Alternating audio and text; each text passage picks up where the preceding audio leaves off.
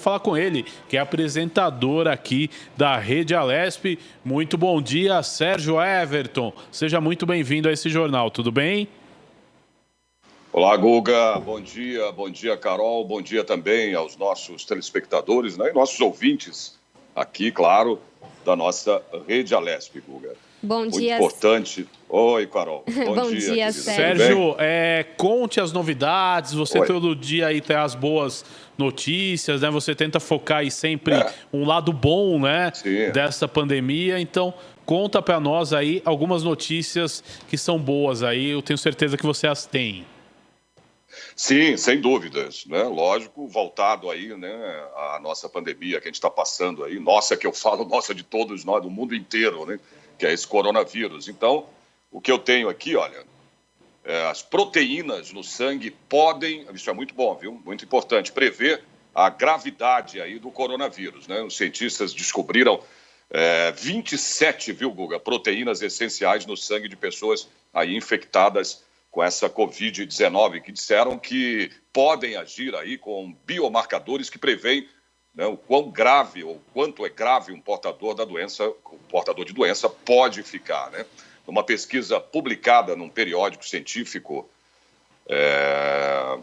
que chama Cell Systems, né? Nesta terça-feira, cientistas do Instituto Britânico da Universidade de Berlim, na Alemanha, né, descobriram que as proteínas estão aí presentes em níveis diferentes, né, em pacientes de Covid-19, dependendo, claro, da gravidade dos sintomas de cada um. Isso não tem, né, isso é lógico. Dependendo da gravidade, né, os marcadores poderiam aí levar ao desenvolvimento de um exame que ajudaria os médicos a prever quão grave, né, um paciente, por exemplo, pode ficar quando infectado com esse novo coronavírus, a SARS-CoV-2. Eles disseram que também poderiam fornecer aí novas metas também para o desenvolvimento de possíveis tratamentos da doença. A pandemia de Covid-19, só para a gente lembrar, olha aí, já matou mais de 374 mil pessoas e infectou mais de 6,7 milhões em todo o mundo, né, Guga? O número, Carol, grande aí é muito triste, mortes é desolador, né, Sérgio? Esse cenário e tudo que a gente, cada um na sua crença, pede todos os dias é para que isso passe logo, né? Exatamente, é o que a gente espera, né? A gente espera não, isso vai acontecer. Uma hora vai acabar, né, Guga? Vai passar, a gente tem certeza disso, isso aí, né, isso não pode perdurar, óbvio, para sempre. É um vírus tem a sua época, né, tem o seu tempo para poder ser disseminado, né? E eu tenho uma outra aqui também, falando sobre Sérgio. O Brasil aqui, o nosso país entra numa rede global, viu, Guga e Carol, de produção de vacinas contra essa Covid-19. Olha que notícia interessante, hein, Sérgio? Pô, o Brasil tá dentro. Sim. O Brasil está dentro. 30 países, né, entre o nosso aqui, eles anunciaram aí a criação de uma força-tarefa para fazer, né, vacinas, testes, tratamentos, né, no combate aí ao coronavírus e também produzi-los em grande escala, né, em escala suficiente aí para atender todos os países. Porque é o tal negócio, né, Guga? Não adianta você produzir uma vacina, né, para um país, 2, 3 países. Essa vacina tem que ser produzida, né, em grande escala para o mundo inteiro, porque senão, né, quem tiver infectado, por exemplo, depois que acabar essa quarentena no mundo inteiro e a pessoa viajar e ir para outro país, pode contaminar, né, outras pessoas, não tem como. Então não adianta você produzir vacinas em pequena escala, tem que ser em grande escala para atender praticamente o mundo inteiro, né? Essa força-tarefa, viu, foi idealizada pela Costa Rica e foi coordenada, claro, pela Organização Mundial da Saúde e o CETAP, que a gente também chama, que é a União de Acesso à Tecnologia para a Covid-19. Né? Vai trabalhar aí numa rede para compartilhar informações e também dar acesso às tecnologias. Né? A OMS, inclusive, afirmou que ainda não há uma definição sobre qual será a atuação do nosso país, aqui do Brasil, né, no desenvolvimento e também na produção de tratamentos e vacinas. O que vai ser feito aí, ou que será feito nos próximos passos desse projeto. A entidade ainda não informou se há um calendário, né, para os próximos passos. Mas olha só, como é que a gente está bem nessa situação toda aí. Segundo informações da Fiocruz, o país teria condições, viu, Guga e Carol, de entrar em pelo menos 3 fases desse processo. Quais são essas fases? No desenvolvimento das vacinas, né? Nos testes clínicos de fase 3. Eu vou explicar. Essa fase 3, né, é a fase que precisa, para os testes, né, serem feitos em um país onde a pandemia ainda esteja ativa, né? Senão não tem jeito. E também na fabricação dos produtos em grande escala. E uma das vantagens competitivas do nosso país, segundo informações aí da Fiocruz, é a unidade piloto de vacinas de Biomanguinhos, né? Que tem todas essas características de boas práticas, né, na fabricação, né, e que pode também produzir para estudos clínicos e fazer o escalonamento dessa produção. Então, o Brasil está dentro disso aí, entendeu? Dessa força-tarefa, isso é muito importante. Agora precisa ainda a Organização Mundial da Saúde determinar as diretrizes, né, Guga, dessa parceria Sérgio, aí desses é países uma que estão... esperança, né? Uma esperança importante, porque eu acho que o que tira todos nós dessa situação realmente é a vacina, né, Sérgio? Não tem outro jeito. Ela demora, né? Não tem o que fazer, né? A gente tem aí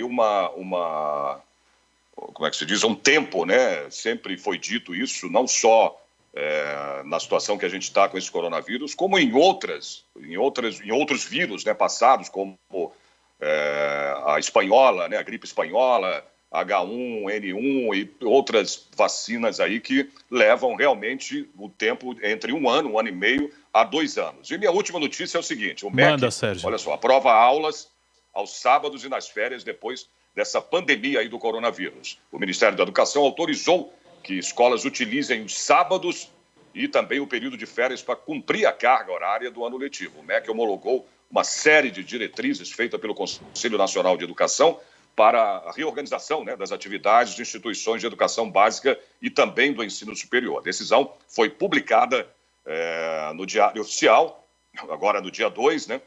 E passado o período dessa pandemia do coronavírus, a carga horária pode ser reposta presencialmente nos sábados e também no recesso aí do meio do ano, né? A jornada escolar também pode ser ampliada aí com algumas horas ou usar o chamado contraturno, né? E não tem jeito, né? Essas aulas precisam ser repostas, não tem como fazer. Então tem que ser nas férias, né? E também em feriados, enfim, sábado e domingo. Isso aí precisa ser acertado pelo Ministério da Educação, né? Até uma dúvida também, pela sua notícia aí, permitiria a reposição, por exemplo, em feriados também, é isso, Sérgio? Por enquanto seria no sábado e domingos, né, nas férias, né? Ainda feriados ainda não foi nada falado pelo Ministério da Educação. Mas provavelmente isso deva acontecer, né? Exato, é correr atrás do prejuízo para fechar as horas letivas, né? Não tem jeito. Exatamente. Não, precisa, né, Guga? Não tem como. Isso tem que ser fechado de uma maneira ou de outra, né? É isso que eu tenho para hoje aqui. Legal, Sérgio. Eu queria destacar essas 2 primeiras notícias que você falou, né? Porque é muito importante, essencial, né? Que agora a gente está, essas instituições, os pesquisadores do Brasil e do mundo inteiro estão juntando esforços para combater essa pandemia, né? Você falou dessa rede global com mais de 30 países participando. Então, eu queria que você destacasse realmente a importância do trabalho desses profissionais, né? É uma força-tarefa, né? Então, isso é muito importante. Não que os países não tenham aí, venham fazendo testes, né? E mais testes, a gente sabe disso, para se chegar a uma vacina contra o coronavírus. Então, isso é muito importante, né? Juntar 30 países, né? Veja só, 30 países juntos. Aí eu vou te dizer mais, né? A gente está bem aparelhado, bem rescaldado, aí está bem... Né, porque tem 4 países aí de primeiro mundo que estão juntos nessa empreitada, né, nessa força-tarefa. Então é muito importante para que a vacina ela seja feita aí para combater o vírus o mais rápido possível, antes desse prazo aí que a gente tem geralmente entre 1 ano, 1 ano e meio ou 2 anos, né? Então isso é que é legal, entendeu? Eles estão batalhando, não é que ninguém está parado nem nada. Os países já vêm fazendo testes aí há muito tempo e a criação dessa força-tarefa, né, pela Costa Rica, isso vai acelerar mais ainda, né, a descoberta de uma vacina para combater, né, esse coronavírus. A gente fica nessa expectativa, né, Sérgio? Muito importante, como você Vai disse. Dar certo. Vai dar certo. Deus Essa união, né? Essa união isso. de todos os países. Não é uma questão individual, uma questão global. Então, todos temos que nos unir nesse momento.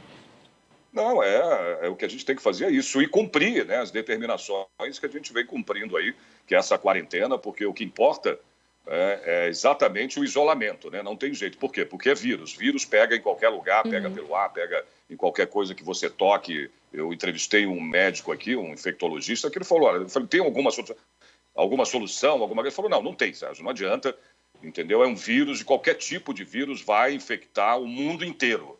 Não tem o que fazer. Então, tem que se cumprir as determinações aí pelas autoridades sanitárias, pela OMS, né, de você cumprir a quarentena direitinho, procurar fazer isso, porque é a única maneira de você, né, quebrar essa curva aí ascendente que está aqui no Brasil, a gente tem visto aí, né, está subindo essa curva do coronavírus. E a única maneira de se fazer isso é vírus se trata dessa maneira, até ser descoberta a vacina para o combate a ela. Né? Exatamente. O isolamento social ainda é a forma mais eficaz, né, de evitar a propagação desse vírus. E, Sérgio, você tocou nessa questão do isolamento, você que está fazendo todo o trabalho aqui junto com a gente, mas de casa aí na Rede Alesp, gravações desses programas que você citou, né? Tem o Alesp Conecta, a Conexão Legislativa. O que vem de bom por aí com esses programas que você tem gravado?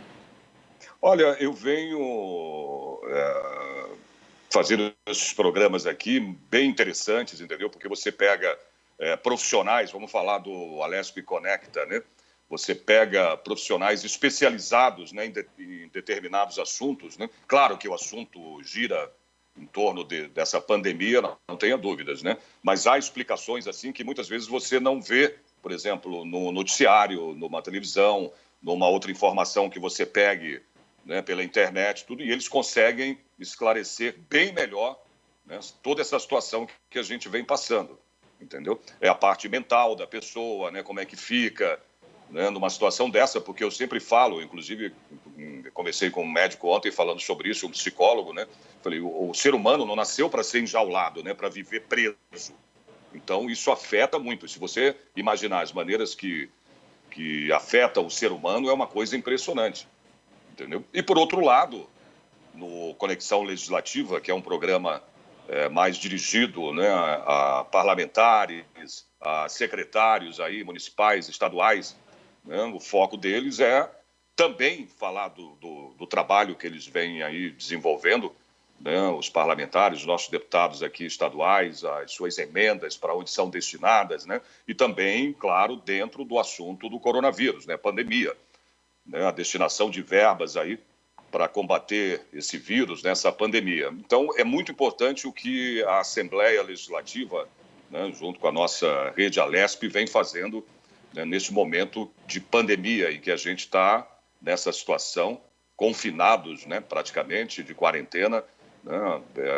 Eu parabenizo muito a TV, né, em relação a isso, e a Assembleia também, Legislativa, que dá todo o apoio para que a gente desenvolva esse tipo de trabalho. É muito importante. São 2 programas que vêm aí mostrando a situação que a gente está vivendo nesse país. Meu caro Sérgio Everton, quero agradecer a tua participação no Jornal da Rede Alesp desta quarta-feira. Você volta aí durante a semana, sempre trazendo as notícias para o telespectador ligado na Rede Alesp. Valeu, Sérgio. Obrigada, Sérgio. Imagina, estamos aí, estamos juntos, tá? Bom trabalho aí para vocês. Este foi o Sérgio Everton, repórter e apresentador da Rede Alesp, trazendo aí informações no nosso giro de